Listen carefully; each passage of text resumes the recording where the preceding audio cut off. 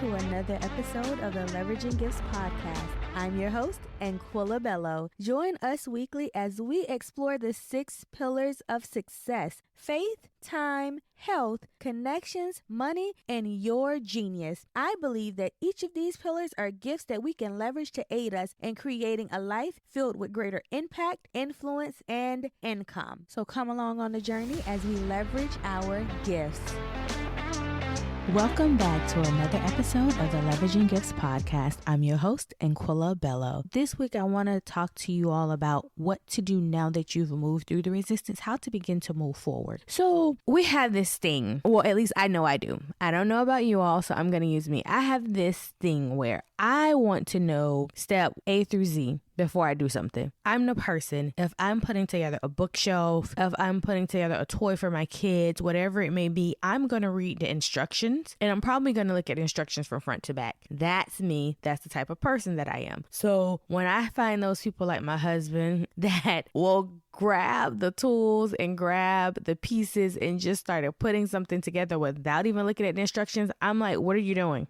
You need the instructions. That's why they're there. The instructions are there to make sure we put this together properly. The people would not have created the instructions if they felt that you could just figure it out through osmosis. It's not how this works. And wow, I'm that person. He's a totally opposite. He's like, I'm just going to do it and figure it out along the way. And that's how our life has been a lot when it comes to different things. He'll just figure it out along the way. He has an eBay store. I'm like, okay, well, what do we need to learn? He's like, nope, I'll figure it out while I'm doing it. And me, I'm like, can I have all the steps first? Can I know everything that I need to do? And I'm sitting here being an information gatherer, just gathering all the information and all the steps and all the details and taking all the courses and watching all the videos and still not moving. Where he, on the other hand, is doing, and in his doing, he's finding clarity. It's something that 2 of my coaches always say. They always say there's clarity in the doing. And that's true. When you start to move and you start to do versus being stuck in that state of trying to gather all the information, then you begin to understand what it is that you're actually doing. And that's when the steps begin to unfold. The steps aren't going to unfold if you're not moving, because let's put this out there. While I am a coach and a soon-to-be course creator, I do have something in the works. Even if I were working with you in a coaching container, or if you took a course that I created, it doesn't matter if I give you all these steps if you never do anything with them. And also, what worked for me may not work for you because it may not fit your personality. You may not be a podcaster. You may decide, I actually prefer writing. I don't really like speaking. And that's okay. But you're not going to find that out, and you're not going to know until you start doing things. You won't know your leadership style until you step into the role of being a leader. You're not going to understand how you learn until you begin to learn, right? We all have different learning styles. Some of us are visual, some of us are auditory, some of us are kinesthetic learners, but we don't know until we're put in an environment where we're learning. Clarity comes when you start doing. So as you're doing and you're moving, that's when you begin to learn and unfold and see the steps ahead one by one, inch by inch. And I didn't understand that for a long time. Like, I heard it, logically I got it, but internally I couldn't do it because I needed to know. And I had to take a step and look at that and see, well, why did I need to know? Why was I so stuck in the fact that I needed to know all the steps? And it wasn't because I couldn't move without knowing the steps. It was because I wanted to be in control. And I didn't want to relinquish control to the idea of me not knowing, because not knowing what's going to happen means I have no control over how to stop something. And then if I dig a little deeper into that idea of control, why did I want to be in control? I wanted to be in control because I wanted things to look perfect. I wanted things to be polished. I wanted things to show up a certain way. And so then I'm stuck and I'm not moving. And then we dig a little deeper into that perfectionism is really just procrastination. And if we go a little bit deeper,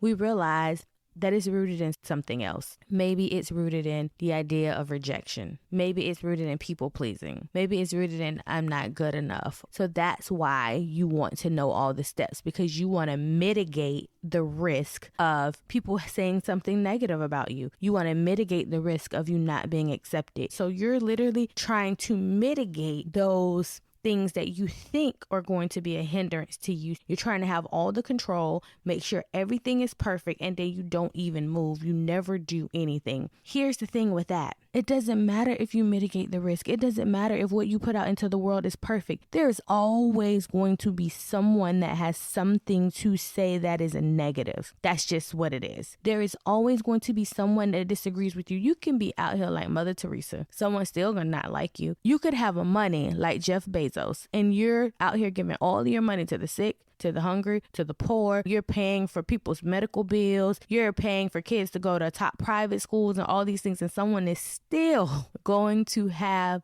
something negative to say. That's a life. So you can't allow that to stop you from doing what you need to do. And only when you begin to move and you begin to do, will you begin to see and unfold who you are and how you desire to use your gifts in the world. Clarity comes from doing. The more you do, the more you activate, the more you utilize that very gift that you have, the more understanding you'll have around it, the more it will begin to make sense. So first thing we want to do after we've moved through that resistance, we really want to start doing. Like, immediately start doing. It doesn't matter how sloppy it is. It doesn't matter what other people think. It doesn't even matter what you think. Because you could be your own worst critic. Like, oh my gosh, it didn't look good. It didn't sound good. You're just judging. You're shooting all over yourself. Maybe I should have did this. Maybe I should have added that color. And then you don't put it out into the world, or you won't create it, or you won't use the gift. So no, we're not going to do that. We're going to move forward one step at a time by doing. And it's only after you begin to do others begin to see your value. Let's say that again. It's only when you begin to do will others see your value. You have to value yourself and validate yourself before people will ever begin to even look at you and notice you. Will there be some people who notice your gifts and talents? Sure. But for the most part, for the majority of people, for that support, for those accolades, for those things that you're looking for, you're not going to even get them anyway, because you're not doing anything. When you begin to understand who you are, when you begin to understand what you bring to the table, when you begin to understand your gifts, your talents, how important, how skilled, how amazing they are, and you begin to show up, when you begin to show up as the woman who's confidently and boldly using the gifts that God gave her, then will other people take notice. They're not going to take notice when you're shrinking. They're not going to take notice when you're people pleasing. They're not going to take notice when you're playing small. They're only going to take notice when you decide that you don't care who sees you, who knows you, who's thinking about you. You're going to create your own freaking opportunities. You're going to bring your own gifts to the marketplace. You're going to show them how amazing you are, because your people are waiting on you. The people who care, the people who want to see you, the people who want to know you, the people who are tethered to you, they're waiting for you. They're waiting for your awesomeness. They're waiting for the amazing person that you are and the grand abilities that you bring. Do it for an audience of one. If there's one person that's liking, if there's one person that's commenting, if there's one person that's watching your videos, if there's one person that's supporting your business, if there's one person that's sharing, if there's one person that's emailing you, if there's one client who you're working with, just one, do it for that one, because eventually that one will turn into 10, and that 10 will turn into 20, and that 20 will turn into 200. But you have to believe first. The belief starts within you, because when you believe, that's when others will believe. But no one else is going to believe in you more than you're going to believe in yourself. They're just not. So I'm a parent. I have children, right? And while I do 100% believe in my kids, I see what they're capable of. I see the amazingness within them. And I look at them and I'm like, whoa, they can do some great things. But it doesn't matter how much I see them. It doesn't matter how much I believe in them. If they don't believe it, if they don't see it, if they don't acknowledge it, my belief is not going to push them any further than what they believe for themselves. I cannot believe them into their greatness. They can only achieve their greatness through their own belief in their own work. And that same thing goes for you. No husband, no sister, no friend, and no brother, no mom, no dad, no coach, no community member. No one else can believe you into your greatness. You have to believe within yourself. The belief starts with you. God can't even believe you into your greatness. Why? Because he gave us free will. So he can show you all day long. He can tell you all the amazing things that he sees about you. He can give you glimpses. But if you don't believe it, if you don't believe it first, it doesn't matter what anybody else believes or thinks or says. It's not going to happen if you don't first believe. Belief starts within you first and foremost. That's when others come along on the journey. That's when people want to join along on the ride when they see you moving. And a lot of times we knock that, right? right? A lot of times we're like, oh, y'all weren't on my team until I was winning, right? We look at football and basketball and we talk about bandwagon fans. We're like, nobody liked the Heat until they started winning. Nobody liked the Patriots. Well, they have diehard fans. But point is, we always say no one likes a team until that team starts winning. We'll say no one was supporting them until they made it to the playoffs, until they made it to the finals, until they did this. Because nobody is going to believe in you until you believe in yourself. It is what it is. And that's something we got to get over. We can't continue to be mad at our family and friends because they don't believe in us and support us at the level that we feel they should believe and support us when we barely believe in our own dreams and goals, when we barely believe in our own gifts. But you're mad at Sarah because Sarah is like not coming to your open mic night. Like, oh my gosh, I can't believe Sarah didn't come to open mic night for me. But ma'am, every other time you had a comedy gig and Sarah was like, okay, I'm coming, and she blocked her calendar out. When it was time for you to get up on stage, you didn't go. You came up with some type of excuse. My stomach hurts, my head hurts, I don't feel well. Like, you kept avoiding the thing because you didn't even believe you would do well. And then you're calling Sarah with all this fear and doubt laced in your comments and thoughts, or you keep telling Sarah these ideas, but you're backing out on them. Sarah was like, I can't. You don't even believe in yourself. Like, I can't keep blocking out my time to come over here when you don't believe in you. So you can't get mad at Sarah because you didn't believe in yourself. You have to show up before she shows up. You have to be there if there's nobody else in the room at the comedy bar but you. You have to be there doing your thing to an audience of one, just a bartender. And eventually that bartender gonna snap you. That bartender gonna grab a clip and post you on Instagram. I'm just saying, it's gonna happen. People are gonna start to show up, and then they're gonna start believing in you. And that's okay that they didn't believe until they saw it, because sometimes you have to show it to people for them to even understand that what you're saying and your belief in what you're going to do is real. Because a lot of us got some good talk game. I know, because I was one of them. I had some good talk game. Like, oh, girl, I'm going to do this. Yes, I have this great idea and I have that great idea. But because of my mindset issues, because of my faith issues, because of my people-pleasing ways, because I kept shrinking to fit in, I never brought any of those goals, those dreams, those ideas to the world. And so it would be wrong of me to be upset with my best friend for not wanting to support something that I'm doing when all the other times I bowed out of the very thing I told her I would do. It would be wrong of me to be mad at my biz bestie for not saying, yes, girl, I'm going to help you. I'm there with you. Let's go. When all the other times I came up with an excuse not to do it. So it would be wrong of me to be upset with any of them. No, I need to show them that I'm serious. And same thing with you. You need to show people that you're serious, that you truly believe in what you're doing, that you truly believe in what you're bringing to the marketplace, that you truly believe in your gifts. And when you show them that, then they'll back you. They'll be like, oh,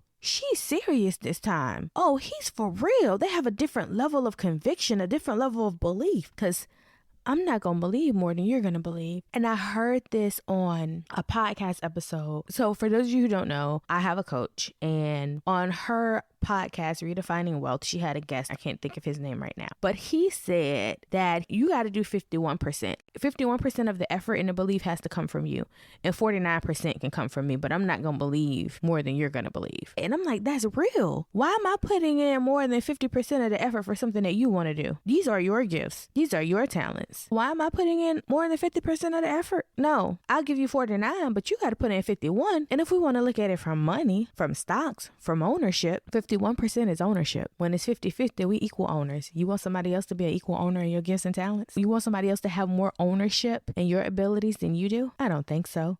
So yeah, I'm going to only give you 49%, but you need to come with 51. And if you come with 51 and you're ready to go, I got you. I will back you. I will do whatever I can within my power to help you. And sometimes what I can do in my power to help you may cost you. It may cost you something. It may cost you some coins. It may cost you some time. But it's because I see the 51% effort that you're putting in, and I'm ready to throw my 49 in with you. And when you start moving and you start doing, opportunities will begin to show themselves. Where you were once in a place where you had to create your own opportunities, where you had to build your own table, you will start getting invited to have a seat at the table. Not because you weren't great before, but people didn't know your greatness. They didn't necessarily see it because first you needed to believe. You needed to start doing. You needed to start moving so that you could start getting clarity around exactly how you were supposed to use your gifts and how you desired to use your gifts. And as you're moving, as you're doing, as you're getting these opportunities, then you will start to create the impact that you always desire. It will start to happen and you'll realize that it was in the doing that the impact happened. It was in the doing that your influence grew. It was in the doing that you ended up increasing your income. So all of it goes back to doing, taking action, moving forward, believing in yourself, and proving to yourself what you're capable of doing. And when we can do those things, when you can do those things, when I can do those things, then we can take a look around, and in 6 months, in 12 months, in 5 years, our lives will be completely different than where they are today because we stuck to it. We begin to move even when we didn't have all the steps laid out in front of us. We begin to believe and overcome those limiting thoughts and ideas that were holding us back. And we begin to create our own opportunities, not waiting on anyone else to create them for us. And as we continue to move and impact the world around us, we will continue to get clarity. More opportunities will come. We will impact more people. We will influence more individuals. And life, as we know it, will just be completely different. So as we grow together, we want our friends to grow right along beside us. So share this episode with one of your girlfriends who you know may be dealing with one of the things we covered on today's episode. Maybe she's not finding clarity because she's not taking action. Maybe she's upset because she feels that people aren't supporting her, but she really has been that person that's been going back and forth on her goals all the time and wishy-washy. So people are kind of like, I don't know if I want to continue to go down this road with you. Or maybe she doesn't understand the value of creating her own opportunities and understand that once she creates her own opportunities and begins to put herself out there, others will begin to see her and opportunities will begin to unfold for her. So share this with a friend, like I said. And if you want to go a little bit deeper and you want to talk through some things, if you have any questions, you can always shoot me a DM over on Instagram. That's where I spend most of my time. And that's it for today's episode. So until next time, may your gifts make room for you.